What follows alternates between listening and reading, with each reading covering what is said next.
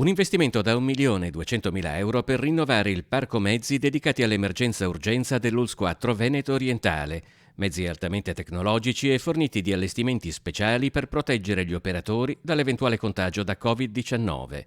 2 delle 6 nuove ambulanze andranno al pronto soccorso di Portogruaro, 3 a quello di San Donà di Piave e una al pronto soccorso di Jesolo. Abbiamo ovviamente il monitor defibrillatore in grado di trasmettere gli elettrocardiogrammi, oltre al fatto che appunto viene usato per la rianimazione, è un computer interno che tiene costantemente monitorato tutti gli aspetti di controllo dell'ambulanza, con la possibilità semplicemente col touchscreen di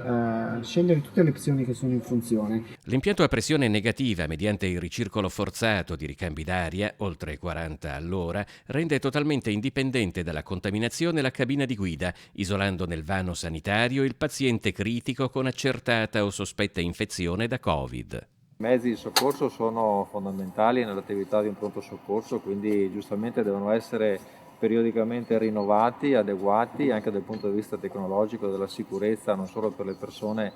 che i nostri operatori soccorrono, ma per gli operatori stessi che devono lavorare in totale sicurezza. Le barelle elettriche in dotazione alle nuove ambulanze permettono di favorire la salita e la discesa dei pazienti, lo spostamento e il carico in ambulanza senza alcuna fatica per gli operatori. Sopra abbiamo aperto il massaggiatore esterno meccanico, che è un'ulteriore aggiunta che è presente su tutte le ambulanze e ci consente sostanzialmente di erogare il massaggio cardiaco senza mai interrompere l'attività dei sanitari, che prima erano impegnati proprio a erogarlo con le mani. Quindi questo ci permetterà, speriamo, di salvare qualche vita in più.